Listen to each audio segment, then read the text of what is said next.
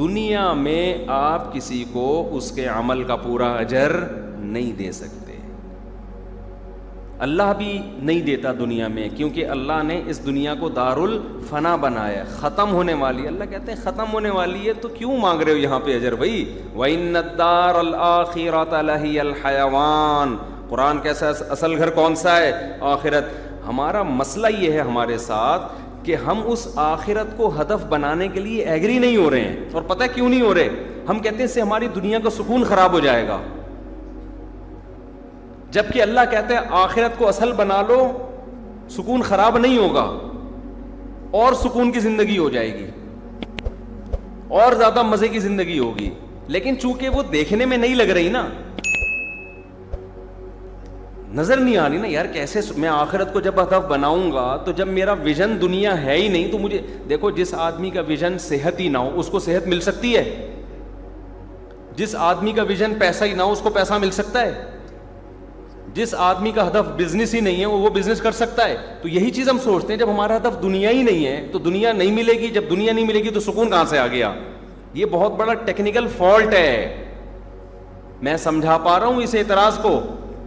ہمارے ذہن میں یہ آتا ہے کہ یار میں اگر آخرت کو اصل بنا لوں کہ میں نے دنیا گزارنی ہے کس کو سامنے رکھ کر, آخرت کو, مجھے اجر چاہیے کہاں؟ آخرت میں. تو جس چیز کو میں دنیا کو ہدف ہی نہیں بنا رہا وہ مجھے ملے گی نہیں. جب وہ مجھے ملے گی نہیں تو سکون کہاں سے ملے گا؟ کیونکہ بے سکونی کی ڈیفینیشن کیا ہے؟ آپ کی چاہت پوری نہ ہو, اور چاہت پوری ہوتی ہے دنیا ملنے سے, پیسہ ملنے سے. بھائی آپ کا دل چاہ رہا ہے نہاری کھانے کا تو جیب میں ہاتھ ڈالو گے, پیسے ہیں تو کھاؤ گے, پیسے نہیں ہیں تو اپنی مرضی کی چیز کھا لو گے. کیا خیال ہے بھائی جان؟ آپ کا میرا بیان سن کے دل کر رہا ہے 4 شادیوں کا, جوش میں گئے 4 شادیاں کروں گا, لڑکی والوں کے پاس گئے, میرے پورے سارے کتابیں پڑھا دیں, پورے بیانات سنا دیے. وہ متاثر ہوں گے؟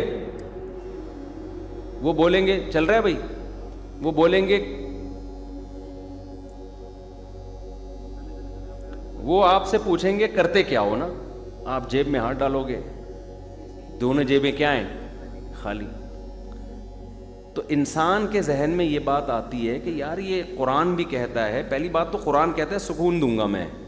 کیسے؟ قرآن نے کیا کہا کہ من اعرض عن ذکری فإن له معیشة ضنکا. جو میری یاد سے اعراض کرے گا, جو میرے احکامات کو فالو نہیں کرے گا, جو آخرت کو ہدف نہیں بنائے گا, اس کی زندگی کو کیا کر دوں گا؟ تنگ. اور جو میرے احکام کو فالو کرے گا, آخرت کو, فَلَنُحْيِيَنَّهُ حَيَاةً طَيِّبًا, تو اسے بہت پاکیزہ زندگی دوں گا, صاف ستھری زندگی دوں گا. تو سکون صفائی میں ہے یا گندگی میں ہے؟ سکون تو صفائی میں ہے نا. ویڈیو نہ بنائیں بھائی, لکھا ہوا بھی ہے نا. تو اب ہم پتہ ہے کیوں اس پہ نہیں آتے؟ ہم یہ سوچتے ہیں کہ یار گراؤنڈ ریئلٹی یہ کہتی ہے کہ جس چیز کو ہدف بناؤ اس کے تو ملنے کا چانس ہوتا ہے.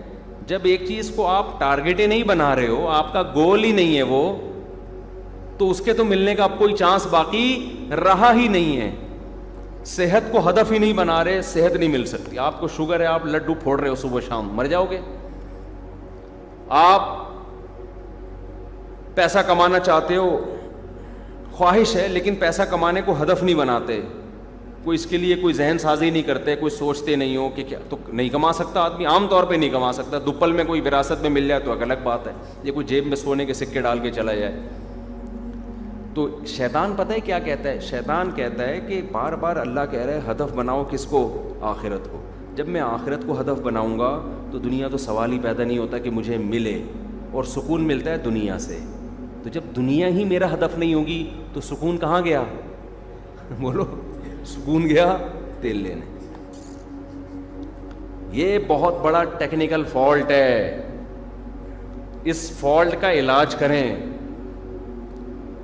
دیکھو جب آخرت کو ہدف بناؤ گے نا تو دنیا تیل لینے جائے گی نہیں. پہلی بات تو یہ ہے, کیونکہ اسلام آپ سے دنیا تھوڑی چھڑوا رہا ہے. اسلام یہ تھوڑی کہتا ہے جب آخرت کو ہدف بنائیں تو آپ ڈاکٹر نہ بنو, آپ انجینئر نہ بنو, آپ بزنس مین نہ بنو, آپ یہ نہ کرو, آپ وہ نہ کرو. آپ صحت کو ہدف نہ بناؤ, صحت کو بھی ہدف بناؤ, آپ پیسے کو بھی ہدف بناؤ, لیکن اس ہدف کو آخرت والے ہدف سے نیچے رکھو. اصل ہدف آپ کا کیا ہونا چاہیے؟ دیکھو آپ جا رہے ہو پشاور, آپ کا اصل ہدف ہے پشاور, تو کیا اس میں آپ کھانے کو ہدف نہیں بناتے, واش روم کو ہدف نہیں بناتے؟ آپ نے اس میں سارے انتظامات کرنے. بھائی میں جاؤں گا تو 24 گھنٹے کا سفر ہے, غلطی سے نکل گیا 48 کیا بلکہ 55 گھنٹے کا. اگر خوشحال خان خٹک میں جا رہے ہو آپ, غلطی سے 24 گھنٹے نکل گیا تھا میرے, استغفر اللہ, اتنا بڑا جھوٹ, اللہ معاف کر دے, اللہ اس پہ پکڑے نہیں مجھے قیامت کے دن. اگر آپ ٹرین میں پشاور جا رہے ہو اور خوشحال خان خٹک میں یا تیز گام میں, مجھے نہیں پتا تیز گام پنڈی تک تو جاتی ہے, میں پوری فیملی کے ساتھ تیز گام میں تجربہ کر چکا ہوں, اس کے نام سے متاثر ہو کے.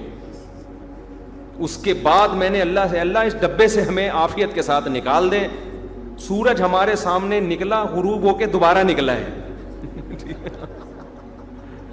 اللہ پہنچا دے, آئندہ ہماری توبہ جو کبھی ہم نے تیز گام میں سفر کیا, اس دفعہ تو عافیت کے ساتھ پہنچا دے. بچے رو رہے ہیں, چھلانگے, خودکشیوں کا دل کر رہا ہے یار, کھڑکی سے چھلانگ مارو. تو غلطی سے میرے منہ سے نکل گیا. خوشحال خان ہٹک میں اگر جاؤ گے تو بس اللہ کی مرضی ہے. تو خیر, تو میں عرض کر رہا تھا کہ آپ کا ہدف ہے پشاور, تو شریعت تھوڑی کہتی ہے, یا آپ کو یہ ہدف یا ویژن روکتا تھوڑی ہے کہ راستے میں نہاری نہ کھاؤ, بریانی نہ کھاؤ, اور پانی نہ پیو, چائے کا انتظام نہ کرو, سیٹ اے سی پارلر میں سفر نہ کرو. منع تھوڑی کرتی ہے شریعت آپ کو. اس کا فائدہ یہ ہوگا کہ آپ کا جب اصل ہدف پشاور ہے تو آپ اس کو سامنے رکھ کر ساری چیزیں ایڈجسٹ کرو. آپ ٹرین وہ بک کراؤ گے, اے سی پارلر وہ بک کراؤ گے جو کہاں جا رہا ہوگا, پشاور. آپ یہ نہیں کہو گے کہ یار لاہور کی جو یا کوئٹہ جو ٹرین جاتی ہے نا, اس کا اے سی پارلر سنا ہے پشاور والی بس سے بہت بہت ٹائٹ ہے, پشاور والی ٹرین, اور وہ پہنچاتی بھی جلدی ہے. پشاور والی تو سنا ہے بہت ٹائم لگا لے گی, تو لہذا میں کہاں جا رہا ہوں, میں کوئٹہ والی میں بیٹھوں گا. اگر آپ اے سی پارلر اچھا ہے کوئٹہ والی ٹرین کا, اس میں بیٹھ گئے, اٹ مینس کہ آپ کا مقصد پشاور نہیں ہے, آپ کا مقصد اے سی پارلر میں سفر کرنا, ٹھنڈک حاصل کرنا ہے. دنیا دار اسی کنفیوژن میں مبتلا ہے. سفر کے دوران جو راحتیں, جو نعمتیں اللہ نے دی ہیں, وہ ان کو ہدف بنا لیتا ہے. حالانکہ سفر میں جو آپ کو آرام پہنچانے والی چیز ہے اس کو ہدف بنانا حماقت ہے. اگر آپ اس سفر کو سفر بھی مان رہے ہو, سفر نہیں مان رہے, پھر یہ حماقت نہیں ہے. آپ اپنے گھر میں مسافر نہیں ہوتے, وہاں آپ ان چیزوں پہ بڑا پیسہ خرچ کرتے ہو. یار اس گھر ایسا ہونا چاہیے, کچن ایسا ہونا چاہیے, واش روم ایسا, کیونکہ ہم نے یہاں رہنا ہے. اس میں آپ بڑا پیسہ خرچ کرتے ہو. اس میں آپ ہر چیز کا خیال کرو گے. آپ ٹرینوں میں آپ ان چیزوں کا خیال نہیں کرتے. آپ ٹرین میں سب سے پہلے خیال کرو گے منزل کا. یہی وجہ ہے کہ اگر کوئی آپ کو جہاز کا ٹکٹ دے دے کہ یار میری طرف سے یہ پشاور تو نے جانا ہے, ٹکٹ لے لے, تو آپ فوراً جہاز میں اڑ کے جاؤ گے, ٹرین کے ٹکٹ کو کسی اور کو دے دو یا پھاڑ کے پھینک دو گے. آپ یہ نہیں کہو گے یار چونکہ اس دن ٹرین میں بریانی بڑی ٹائٹ ملی تھی, پشاور میں جانا ہے تو لیکن جاؤں گا کس میں, اس ٹرین میں, کیونکہ بریانی بہت ٹائٹ ہے. ابے تیرا 24 گھنٹے کا سفر 1.5 گھنٹے 2 گھنٹے میں ہو رہا ہے, تو پاگل ہے بریانی کے چکر میں تو. اور اگر آپ نے ہر قیمت پہ پشاور پہنچنا ہے نا, آپ کو یہ خطرہ ہے کہ اگر میں نہیں گیا تو پھانسی کے پھندے پہ لٹکا دیں گے مجھے, ایک مثال دے رہا ہوں, تو ٹرینیں بند بھی ہو جائیں گی, جہاز بند بھی ہو جائیں گے, آپ پیدل سفر شروع کر دو گے. یار بھلے میں سال کے بعد پہنچ جاؤں, لیکن میں نے پہنچنا کہاں ہے, کیونکہ میں نہیں گیا تو مجھے لٹکا دیں گے. ایک مثال دے رہا ہوں, کوئی ایسا لا پاس ہو گیا کہ تمام حضرات کہاں چلیں, مثال پر گورنمنٹ نے کوئی پابندی نہیں لگائی ہے, تو آپ پیدل نکل جاؤ گے. حالانکہ اب تو گرمی, اب تو نہ بریانی, اور بہت مصیبت میں پیدل سفر آسان ہے, لیکن آپ کے پاس آپشن ہی نہیں ہے. آپ کو گورنمنٹ نے کہا کہ اگر کراچی سے تو پکڑا گیا تو تجھے ہم لٹکا دیں گے. پشاور میں شاید عدالت میں پھانسی نہیں ہوگی, کوئی اس طرح کا کوئی لا ہوگا. تو آپ کیا کرو گے, آپ ان تمام, پھر آپ یہ نہیں دیکھو گے راستے میں رکاوٹیں, کہ آپ کہو گے یار میرے پاس اب اس کے علاوہ کوئی آپشن ہے نہیں. میں ہمیں یاد ہے جب کویت پر حملہ ہوا نا, 27 اتحادی ملکوں نے نہیں حملہ کیا تھا عراق پر, تو پہلے صدام حسین نے کویت پہ قبضہ کیا تھا, تو کویت سے بہت سے لوگ بھاگے تھے, ان میں بہت سے پیدل بھاگے ہیں, ریگستانوں میں, جس کو جو موقع ملا نا، جنگ میں ایسا ہی ہوتا ہے، جب موسٹ وانٹیڈ بن جاتے ہیں پھر یہ نہیں دیکھتے کہ مجھے کوئی جہاز کا ٹکٹ ملے گا. لوگ کیا کرتے ہیں یار، کسی بھی طرح سے بھاگو. میں ترکی میں گیا، مجھے پاکستانی ملے، میں نے کہا ماشاء اللہ ویزا کیسے ملا؟ کہ کہہ رہے ویزا کہاں بھاگ کے آئے ہوئے، بے روزگاری سے تنگ تھے. تو میں نے کہا یار آئے کیسے تم بھاگ کے؟ کہہ رہے ہیں یار پہلے یہاں سے ایران بھاگے، وہاں ٹریول ایجنٹ کو پیسے کھلائے، اور اس عذاب میں وہ ترکی پہنچے ہیں. کئی تو راستے میں انہوں نے بتایا مر گئے، کئی راستے میں مر گئے. تو وہ ایسے ترکی پہنچے کہ جی وہ پھر وہ ایجنٹ نے ایک ہی بس میں سب کو گھسیڑ دیا، کھانا نہیں مل رہا، کئی گھنٹے 24 گھنٹے بھوکے. ٹریول ایجنٹ کو اس سے کیا غرض ہوتا ہے؟ وہ تو عمان کا کہہ کے قطر میں، وہ گوادر والا پھر سوچ لیے گا لطیفہ. تو خیر وہ ایک تھا نا ٹریول ایجنٹ، یہاں ادھر ساحل سمندر پہ کسی کو بٹھایا، اس نے کہا عمان جانا ہے نا، پیسے دے دیے 2.5-3 لاکھ روپے. اس نے گھما کے گوادر پہ اتار دیا. سمندر میں جا کے کیا پتہ چلتا ہے آدمی کو؟ تو گوادر پہ اترا، وہاں کسی پوچھ رہے عمان کدھر ہے؟ وہ کہہ رہے پتہ نہیں، میں خود قطر میں گھوم رہا ہوں، مجھے کیا پتہ عمان کدھر ہے یار. تو وہ تو پیسے لیتے ہیں، ان کا کیا بھائی. تو اتنی مصیبت سے میں نے کہا یار تم یہاں ترکی میں بدنام کرو گے پاکستانیوں کو. ترک حکومت اتنا پاکستانیوں کو پروٹوکول دیتی ہے، وہاں کے لوگ اتنی عزت دیتے ہیں، تم انلیگل بھاگ کے آ رہے ہو، یہ تو غلط ہے نا.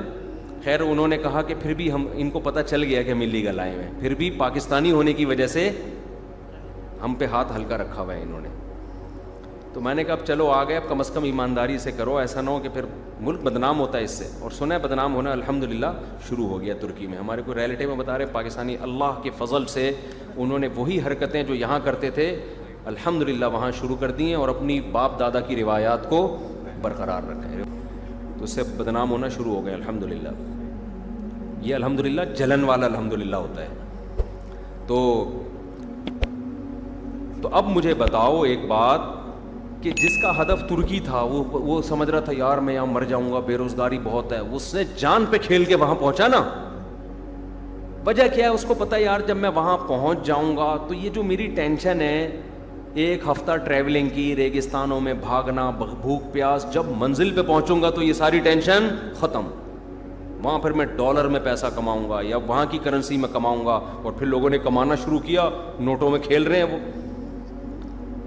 یہی بات قرآن سمجھا رہا ہے کہ دیکھو جب ہدف آخرت کو بناؤ گے نا، آخرت کو، تو ضروری نہیں کہ تم سے دنیا چھوٹ جائے، بلکہ عین ممکن ہے اللہ ڈبل دنیا دے دے. لیکن کہیں ایسا اگر موقع آ گیا کہ دنیا اور آخرت آپس میں ٹکرا رہی ہیں تو دنیا کو قربان کر دینا، آخرت کو قربان نہیں کرنا. اور کافر کیا کرتا ہے؟ وہ اسی مسافر خانے کی نعمتوں کو انجوائے کرنا شروع کر دیتا ہے. اس کو اس سے غرض ہی نہیں ہے کہ میں نے اس پشاور جانا ہے یا کوئٹہ جانا ہے. وہ کہہ رہے جس ٹرین کا ڈبہ اچھا ہوگا اس میں جاؤں گا میں. یہ بے وقوفی ہے یا نہیں ہے؟ یہ دنیا جب مسافر خانہ ہے، ہم یہاں پیدا ہوتے ہیں، پھر بڑے ہوتے ہیں، پھر بوڑھے ہوتے ہیں، پھر مرتے ہیں. یہ سفر ہے یا نہیں ہے؟ سائنس نے کتنی ترقی کر لی، اس دنیا کا مسافر خانہ ہونے کا کانسیپٹ سائنس ختم نہیں کر سکتی. کسی کا باپ بھی بڑھاپے کو نہیں روک سکتا. اتنی ترقی ہو گئی ہے، اتنی ترقی ہو گئی، اور اب تک کوئی پیشگوئی بھی نہیں ہے کہ کوئی سائنٹسٹ نے کہا ہو کہ 1000 سال کے بعد اتنی ترقی ہو چکی ہوگی کہ بڑھاپا ختم ہو جائے گا، لوگ ہمیشہ زندہ رہیں گے. یہ ایک ایسی گراؤنڈ ریئلٹی ہے کہ بھائی وقت کے ساتھ ساتھ یہ ضرور ہے کہ آپ کی طبی عمر تھوڑی سی بڑھ گئی ہے.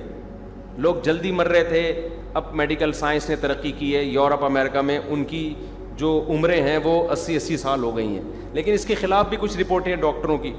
ایک ڈاکٹر کی رپورٹ یہ ہے کہ انگریزوں کی جو عمر یورپ امریکہ میں 80 سال تک بھی رہ رہے ہیں نا، وہ انگریزوں نے پرانے تھے جنہوں نے دیسی خوراکیں کھائی ہوئی ہیں. اب جو 80 سال کا آج گورا ہے تو 80 سال پہلے یہ کچھ تھوڑی تھا. وہ 80 سال پہلے تو ان کی بھی خوراک میں اتنی تبدیلی نہیں تھی جتنی اب ہے. تو بعض ڈاکٹروں ہی کی رپورٹ ہے کہ اب جو نئے گورے مارکیٹ میں آ رہے ہیں ان سے آپ 80 سالوں کی امیدیں نہ رکھیں. خیر یہ میڈیکل سائنس کا شعبہ ہے، ڈاکٹر زیادہ بہتر سمجھتے ہیں کیونکہ اب وہ بہت زیادہ مصنوعی چیزیں خوراک میں آ گئی ہیں. لیکن 80 کیا 100 سال بھی ہو، انسان کی باڈی میں چینجنگ آتی ہیں. ہر چیز میں چینجنگ ہے، ہر چیز میں. ایکسپائری ڈیٹ ہر چیز کی ہوتی ہے, ہر چیز کی ایکسپائری ڈیٹ ہوتی ہے. آپ زمین تبدیل ہوتی رہتی ہے, اس پہاڑ تبدیل ہو رہے ہیں. میں نے ایک پہاڑ والے سے پوچھا کہ وہ نکالتے تھے نا سنگ مرمر, اور تو میں نے کہا یار اتنا نکل رہا ہے ختم کیوں نہیں ہو رہا؟ انہوں نے کہا مزید بن رہا ہے. ٹھیک ہے نا, کچھ ایسا قدرت نے سسٹم بنایا ہوا ہے کہ وہ پہاڑ چینج ہو رہے ہیں, نمک میں چینج ہو جاتا ہے. یعنی چینجنگ کا جو عمل ہے نا, یہ پوری کائنات میں اللہ نے اس کے سافٹ ویئر انسٹال کر دیے ہیں. چینجنگ سے دنیا میں اس کائنات کو کسی کا باپ بھی نہیں روک سکتا. تو جب چینجنگ ہے تو ابھی تو قرآن کہتا ہے اختلاف اللیل والنہار, بار بار اختلاف کا تذکرہ کرتا ہے. اس کائنات میں جمود سکوت نہیں ہے, ساکن نہیں ہے, ہر چیز کیا ہو رہی ہے؟ تبدیل. تو تبدیلی تو آئے گی چاہے آپ چاہیں یا نہ چاہیں, لیکن اس قسم کی تبدیلی ہم نہیں چاہ رہے تھے جیسی آ گئی اب. تو اب میرے بھائی جب ایک گراؤنڈ ریئلٹی ہے کہ یہاں رہنا نہیں ہے, رہنا نہیں ہے, رہنا نہیں ہے, تو خدا کا واسطہ ڈبوں سے دل مت لگاؤ اور ڈبوں کو دیکھ کے خوش نہ ہوا کرو. آپ کا ہدف پشاور ہے, پشاور میں بہت کچھ دیا جا رہا ہے, گورنمنٹ کی طرف سے اعلان ہے کہ بھئی جو پشاور پہنچ جائے گا یہ الاؤنس, یہ الاؤنس, یہ الاؤنس, یہ الاؤنس.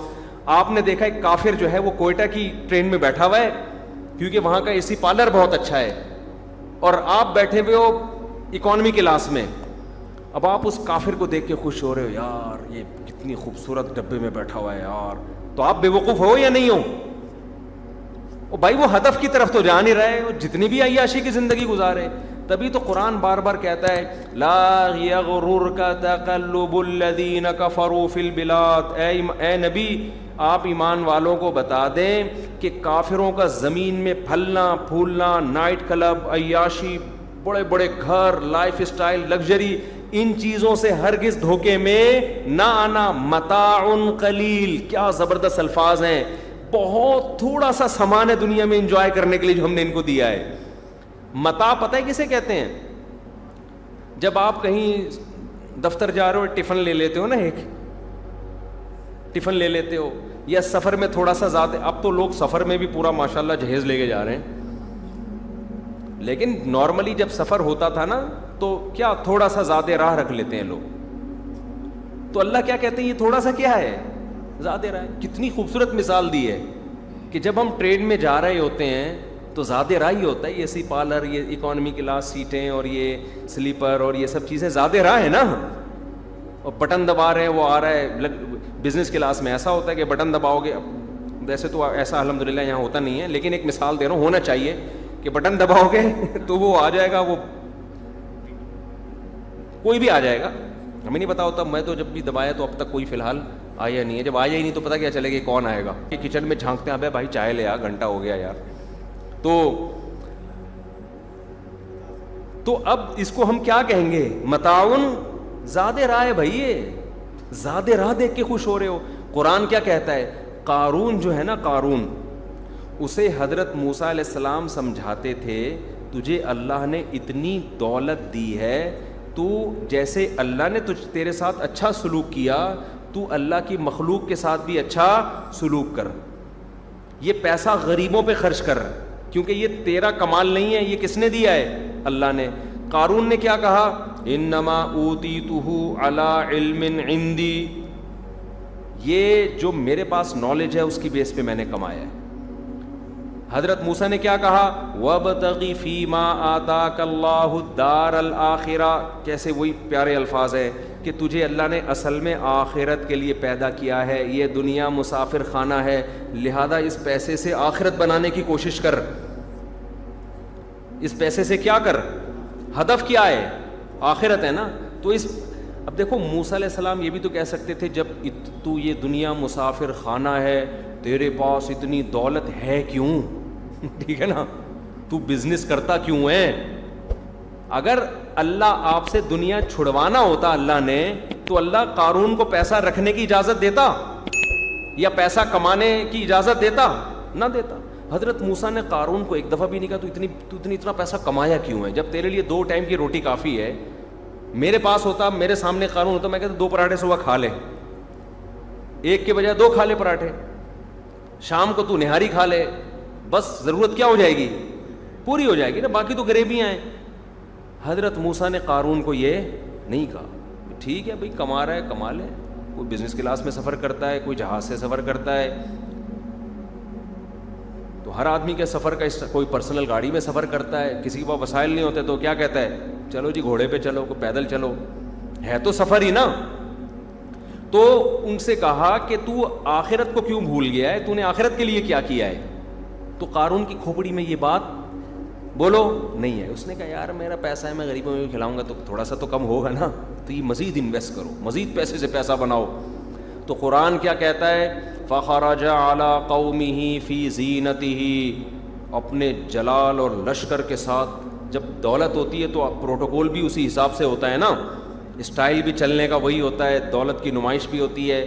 تو قارون اپنے خزانوں کے ساتھ, اپنے حشم خدم جو بھی اس کے خادم تھے, پروٹوکول کے ساتھ نکلا. تو قرآن کہتا ہے قال الذین یریدون الحیات الدنیا, جو دنیا پرست لوگ تھے نا بیکار قسم کے معاشرے میں, جیسے ہم کسی کی گاڑی دیکھ کے رالے ٹپکا رہے, ہائے میرے پاس یہ گاڑی ہوتی, ان کو قرآن کیا کہتا ہے, دنیا پرست. یہ حق پرست نہیں ہے, یہ 2 ٹکے کی دنیا کے پیچھے. یہ ایسے ہی ہے جیسے ایک آدمی کو کمپنی بلا رہی ہے پشاور, وہ پشاور کی مثال پتہ نہیں کیوں آ رہی ہے, پشاور بلا رہی ہے مینجمنٹ کی کرسی دینے کے لیے, بھائی آپ کو ہم کمپنی کا مینیجر بنا رہے ہیں اور آپ کی تنخواہ اتنے لاکھ کر دی ہم نے.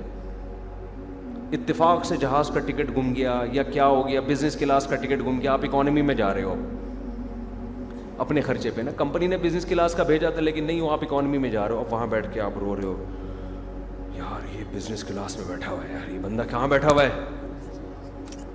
یہ بندہ بزنس کلاس میں بیٹھا ہوا ہے, بہت برا ہو گیا یار, یہ بندہ کہاں بیٹھا ہوا ہے. ایئر ہوسٹس پہلے ادھر جا کے چائے کا پوچھتی ہے, پھر کدھر آتی ہے. لوگ کیا بولیں گے, بھائی تو پاگل ہو گیا ہے کیا, تجھے کمپنی بلا رہی ہے مینجمنٹ کے لیے, یہ بزنس کلاس تو تیرے لیے کوئی ویلیو نہیں ہے اس کی, تیرا انجام تو دیکھنا کیا ہے. وہاں تیرے اتنا پروٹوکول ہے, وہاں تجھے بلا رہے ہیں, تو چپڑاسی تھا اور تجھے ڈائریکٹ مینیجر بنا دیا ہے بھائی, اور تو اسی پہ رو رہا ہے. تو 2 ٹکے کے تو تیری کوئی یہی کہیں گے نا لوگ, بھائی 2 ٹکے کے, یار غریب آدمی غریب ہی ہوتا ہے, لوگ یہ کہیں گے نا. میں طلبہ سے بہت مذاق کرتا ہوں نا مدرسے کے, میرے شاگرد کبھی مجھے کہتے ہیں نا استاد جی آپ ایسا کریں, کوئی عجیب سی بات کرتے ہیں نا, تو میں ان سے مذاق کرتا ہوں, یار ایک تو غریبوں والی باتیں میرے سامنے مذاق میں کہتا ہوں ان سے, تو لوگ کیا کہیں گے کہ یار 2 ٹکے کی تیری سوچ نہیں ہے, میں پاگل آدمی, یہ بزنس کلاس ہے, یہ چپڑاسی تھا, کسی نے اس کو جہاز میں سفر کے لیے بٹھا دیا کہ چل یار ذرا جہاز کو انجوائے کر لے, کبھی دیکھا نہیں تھا اس بیچارے نے. لیکن نہیں, آپ کی کھوپڑی کام ہی نہیں کر رہی ہے, آپ کہہ رہے نہیں یار پھر وہ ایئر ہوسٹس ادھر جا کے, یار پھر اس سے کبھی ایئر ہوسٹس پہ مر رہے ہو یار, جب بھی پوچھتی ہے پہلے اس سے پوچھتی ہے, یار میری کوئی اوقات ہی نہیں ہے, میں 2 ٹکے کا ہے بھائی.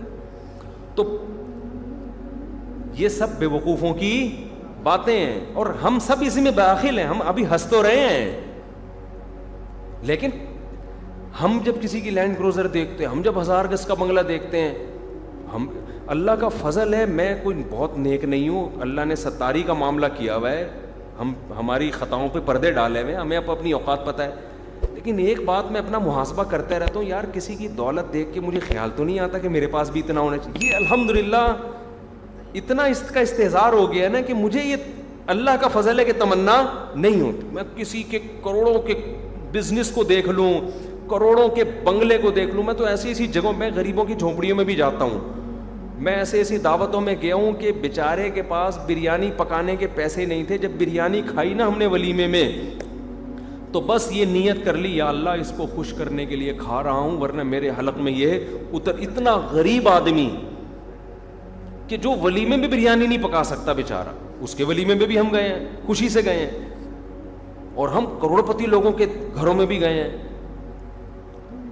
کچھ دن پہلے بنگلے میں جانا ہوا, 1000 گز کا بنگلہ, اتنا لگژری کہ آپ کی سوچ ہوگی, کروڑوں پتی آدمی. زیادہ ڈیٹیل میں جاؤں گا تو وہ سمجھ جائے گا, اس لیے نہیں جا رہا میں زیادہ ڈیٹیل میں. تو لیکن اللہ کا بڑا فضل ہے کہ کبھی یہ حسرت نہیں ہوتی کہ ہمارے پاس بھی ایسا.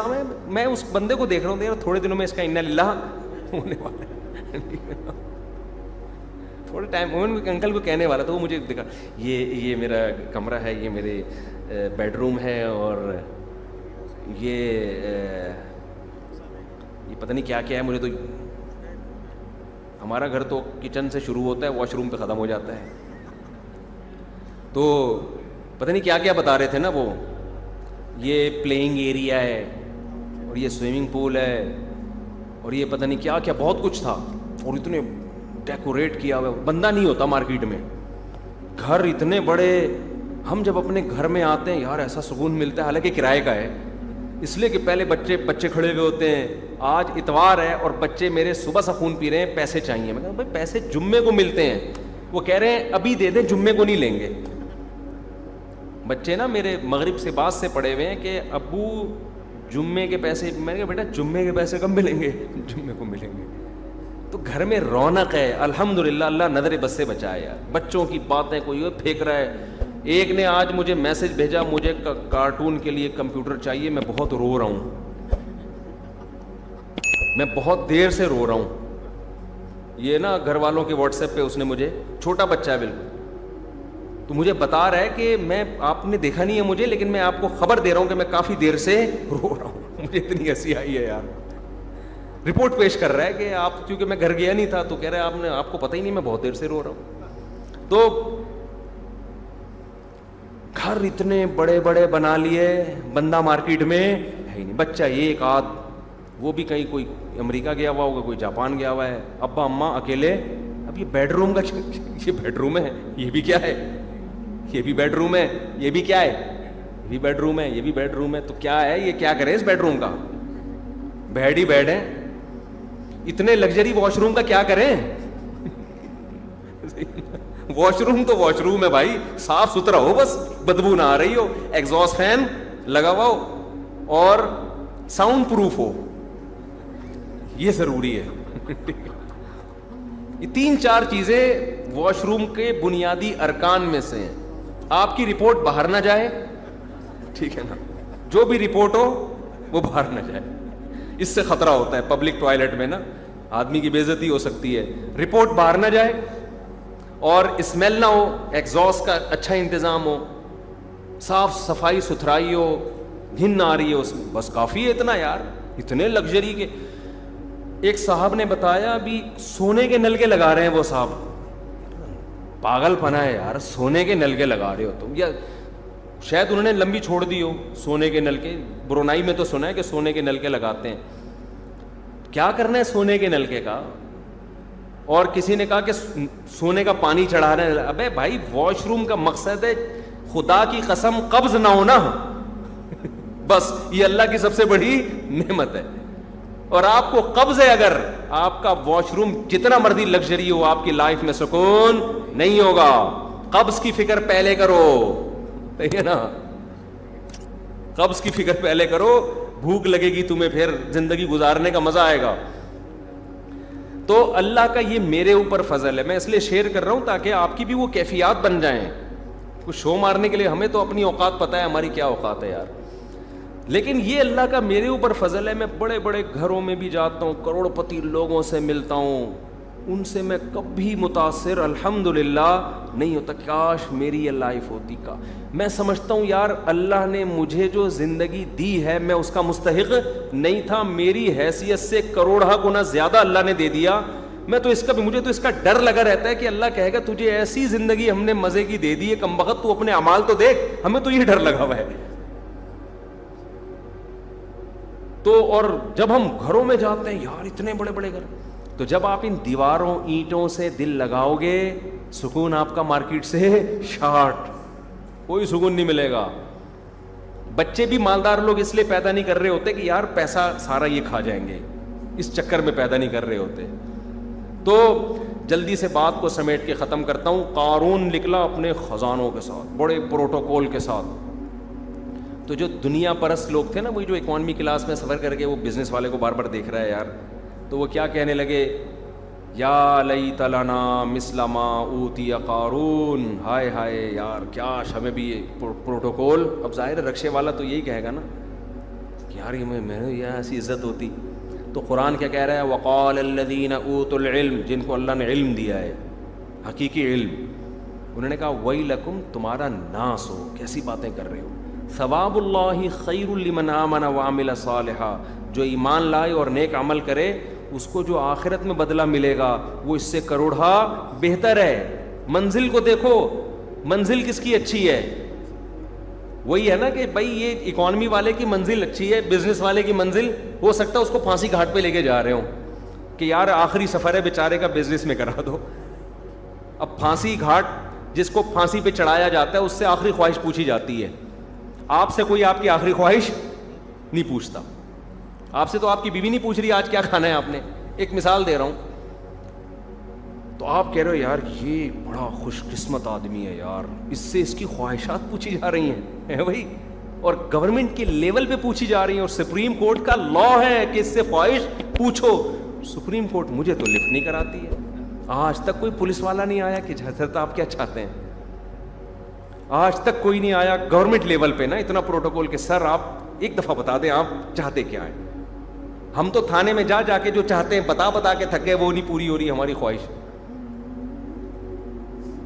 تو کوئی فخر کرے گا اس پہ؟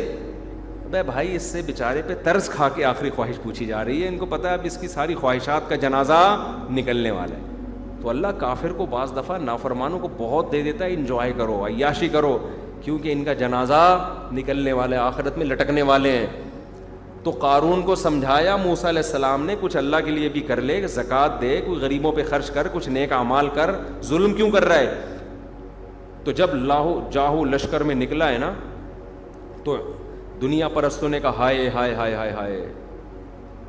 تو انہوں نے جب بھی کسی کا بنگلہ دیکھیں نا، دولت دیکھیں، میں کوئی بنگلے دولت کے خلاف نہیں ہوں کہ کسی کا بنگلہ ہے تو آپ اس کو توہین شروع کر دیں. اللہ نے دیا ہے تو 2 بنگلے بنا لے، 4 بنا لے، کوئی گورنمنٹ کی طرف سے بھی پابندی نہیں، اللہ کی طرف سے بھی پابندی نہیں. حسد نہ کیا کریں، جیلسی نہ کریں، رشک نہ کریں اس پہ. یہ قابل رشک نہیں ہے، یہ جیلسی کے قابل بھی نہیں ہے. حسد بھی آدمی ایسی چیز پہ کرے جو واقعی قابل حسد ہو.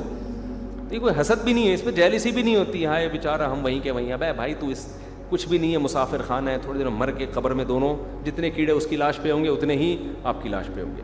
کیڑے یہ تھوڑی دیکھتے ہیں ڈیفینس سے آیا ہے کہ لیفٹنٹ سے آیا ہے، پٹیل پاڑا سے آیا ہے بھائی، یا مچھر کالونی سے آیا ہے. قبر کے کیڑے دیکھتے ہیں، ادھر آنکھ بند ادھر سارا پروٹوکول ختم، کچھ بھی نہیں دیکھتے. کیڑے بڑے ہوشیار ہوتے ہیں یار، کیڑوں کو بہت بڑا کیڑا ہے. تو وہ ایک آدمی درخت پہ چڑھا تھا نا، میں نے سنایا تھا، یہ بہت پرانا ہو گیا. درخت، ایک حکیم صاحب کی عادت تھی ہر ایک کو کیڑوں کی دوا دیتے تھے. جو بھی آ رہا ہے کیڑوں کی دوا، نزلہ ہو رہا ہے کیڑوں کی دوا نا، کیڑے تاکہ مر جائیں پیٹ پیٹ. لوگوں نے کہا یار یہ کیا، پتہ نہیں کیا مصیبت ہے یار، ہر ایک کو ایک ہی پڑیا دے رہے ہیں، کیڑے مار دو اس کے. ایک دن ایک آدمی درخت پہ چڑھا، نیچے گر گیا، ہڈی ٹوٹ گئی. حکیم صاحب نے اس کو بھی کیڑوں کی دوا دی. انہوں نے کہا یار اس کا کیڑوں ٹانگ ٹوٹی ہوئی ہے. حکیم صاحب نے کہا کیڑا تھا تبھی تو چڑھا تھا درخت پہ. تو واقعی یہ بالکل صحیح دوا دی.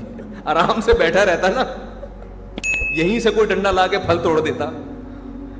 تو ہم نے نا جیسے اس آدمی نے خامخواہ میں اپنے لیے ٹینشن پالی کہ نہیں پالی، درخت پہ چڑھا گر گیا.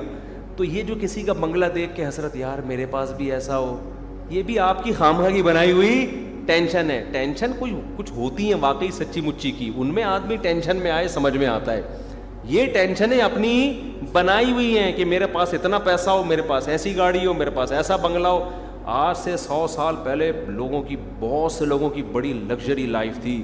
کوئی لندن کا UK کا بادشاہ تھا، کوئی سعودیہ کا بادشاہ تھا، کوئی لیبیا کا بادشاہ تھا. سارے کہاں ہیں؟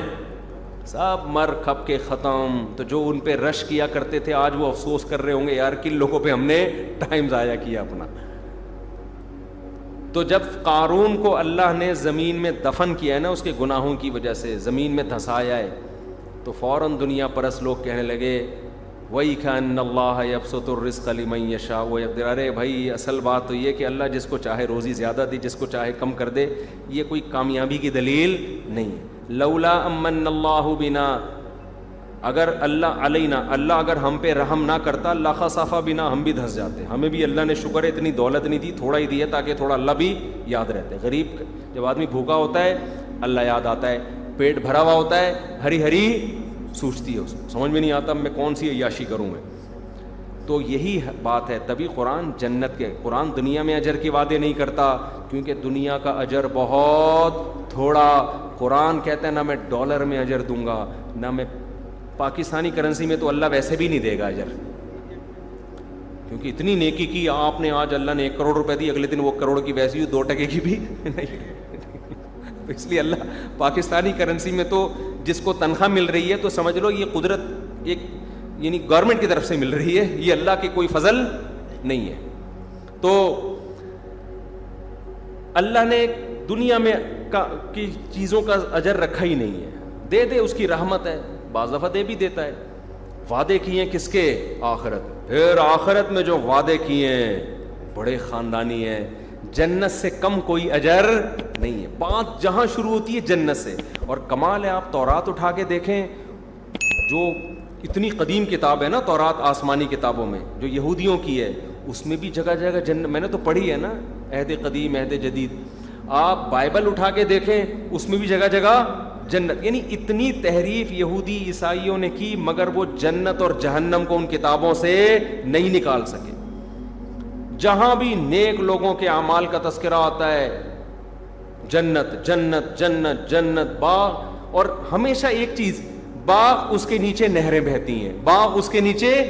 اپنے نیک بندوں کو میں ایسے باغات دوں گا جس کے نیچے نہریں بہتی ہیں، نیک بندوں کو باغات دوں گا جس کے نیچے. اللہ تو نہروں کا اتنا تذکرہ کیوں کر رہے ہے بھائی؟ کچھ اور کہہ دے. نہیں، بات جہاں شروع ہوگی، میرے نیک بندے ان کو میں باغات دوں گا جن کے نیچے نہریں. اور جنت باغ کو نہیں کہتے، انتہائی سیاہ گھنے باغات کو کہتے ہیں. کیوں؟ جنت کا جو لفظ نکلا ہے نا، آپ نے لفظ سنو گا نا، جنون اور مجنون اور جن، یہ سب ایک ہی جیسے الفاظ ہیں. ان کا جو مادہ اشتقاق ہے نا، جہاں سے یہ لفظ نکلے، یہ ایک ہے. جن کا جنہ یا جنو کا عربی میں معنی ہوتا ہے ڈھانپ لینا. قرآن میں آتا ہے فلما جن علیہ اللیل، جب ابراہیم کو رات نے ڈھانپ لیا تو حضرت ابراہیم نے ستارہ دیکھا. تو جنہ کا معنی کیا ہوتا ہے؟ ڈھانپنا. مجنون کو مجنون اس لیے کہتے ہیں، اس کی عقل کو ڈھانپ لیا ہوتا ہے، عقل بند ہو گئی ہے نا اس کی، گویا پردوں میں لپٹ گئی ہے.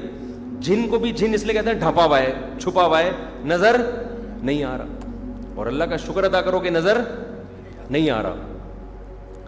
تو نظر آئے گا تو پھر ہم نظر نہیں آئیں گے.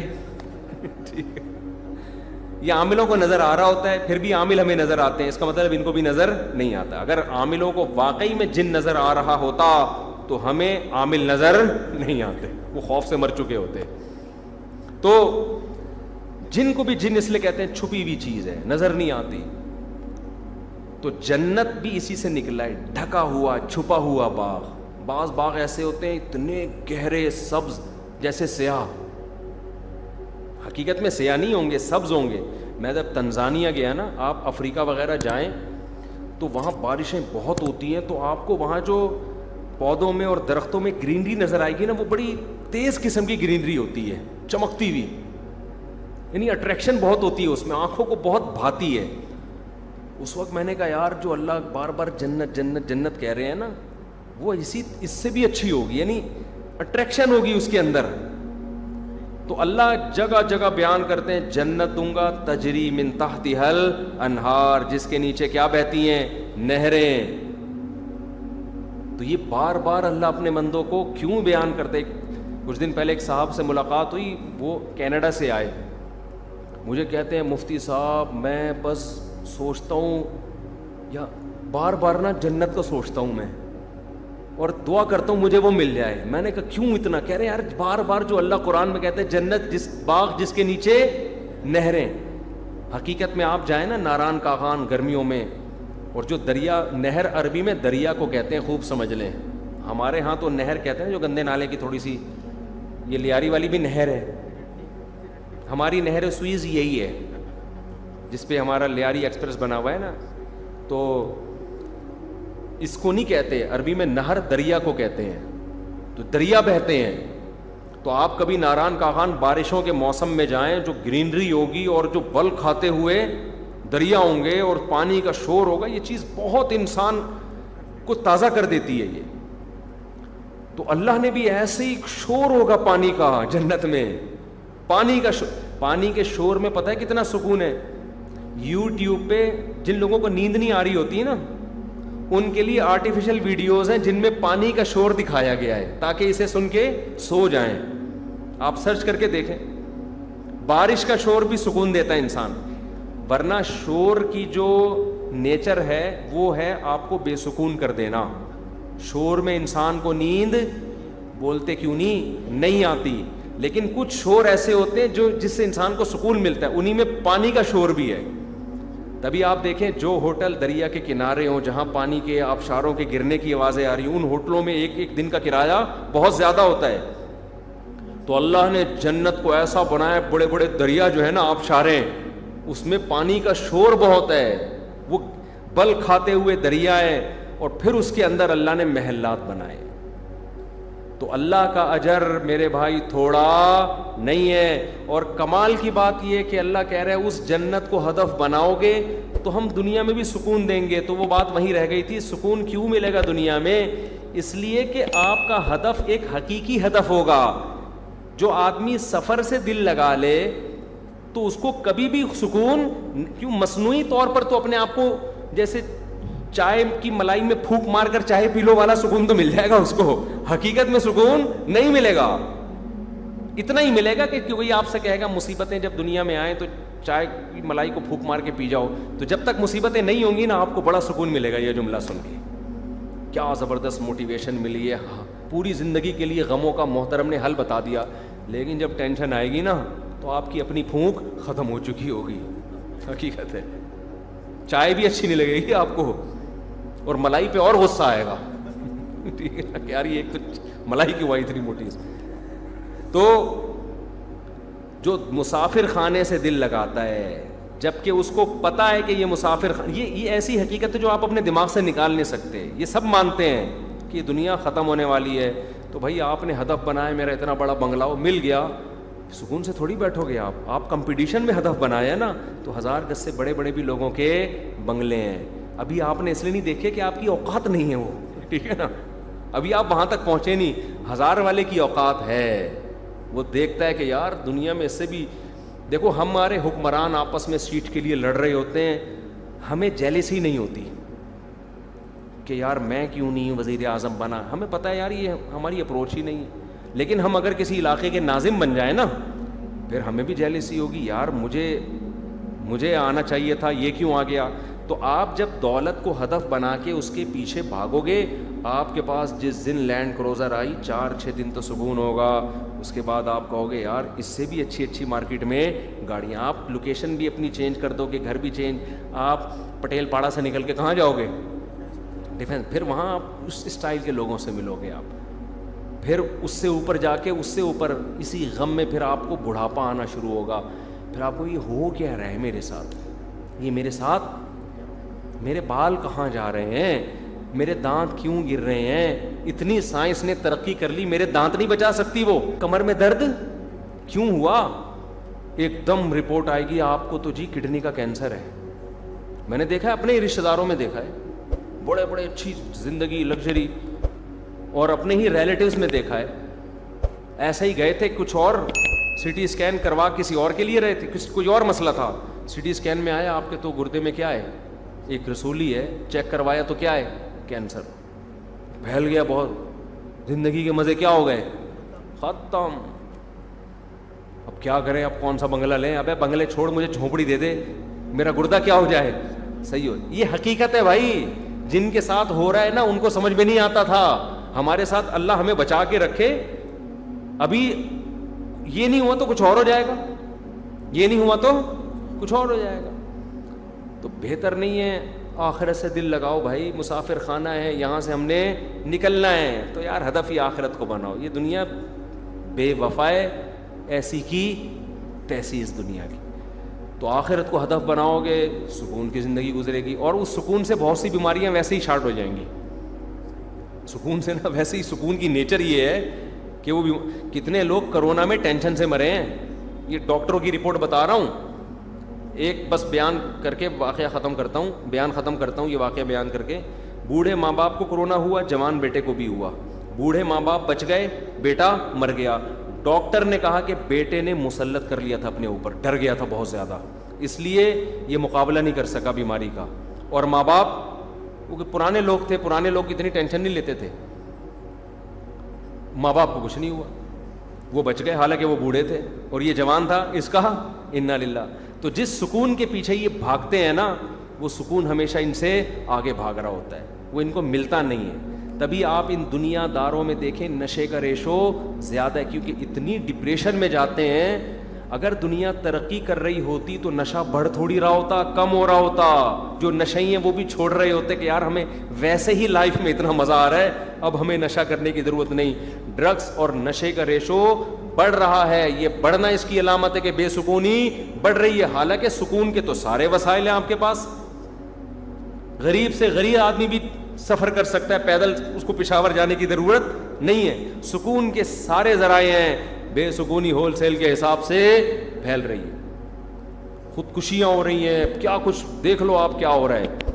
تو اس لیے میرے بھائی, سکون چاہتے ہو آخرت کو ہدف بناؤ, سکون کے لیے نہیں. اگر سکون کے لیے بناؤ گے پھر نہیں ملے گی آخرت, کیونکہ اللہ آپ کے دل کے چور کو جانتا ہے. اللہ کہتا ہے یہ آخرت کو ہدف بنا رہا ہے سکون کے لیے, اس کا اصل ہدف سکون ہے, آخرت نہیں ہے. سکون بھی زندگی سے ختم کر دو, یعنی سکون کا ہدف بنانا. بولا بھائی آخرت چاہیے ہمیں, سکون گیا تیل لینے, بس پھر ملے گا سکون. اور اگر کیونکہ لوگ نا ٹرائی کر رہے ہوتے ہیں, چلو جی مفتی صاحب کا بیان سنو, میں آخرت کو ہدف بناتا ہوں, میں ہر عمل میں نیت کرتا ہوں جنت کی, میں اگر بزنس بھی کر رہا ہوں اس لیے تاکہ رزق حلال کماؤں اور پھر خود بھی کھاؤں, لوگوں کے سامنے ہاتھ نہ پھیلانا پڑے. سکون تو ملا نہیں یار مجھے. اگلے دن چیک کر رہا ہوتا ہے, آج میں ڈپریشن کی 2 گولیاں کھاتا تھا, آج 4 کھائی ہیں میں نے, ٹھیک ہے نا, تو کہاں گیا سکون بھائی. بھائی اس کا مطلب آپ کے دل میں کیا ہے, چور ہے. سکون کو بھی ایک طرف رکھو, سکون کی بھی ایسی کی تیسی, آخرت ہے. تو جو اس کو ہدف بنائے گا نا, ایک صاحب نے حضرت حکیم الامہ مولانا رشید تھانوی رحمۃ اللہ علیہ کو بتایا کہ نماز میں مزہ ہی نہیں آتا. انہوں نے کہا بھائی نماز تو اللہ کے لیے پڑھی جاتی ہے, مزہ کے لیے تھوڑی پڑھی جاتی ہے. مزہ آئے نہ آئے پڑھو آپ, بس اللہ کہہ رہے ہیں. تو جب اللہ کے لیے پڑھو گے تو اسی میں انشاءاللہ سکون ملنا. سکون کو لفٹ نہ کراؤ. اللہ تعالیٰ سمجھنے کی, عمل کی توفیق عطا فرمائے.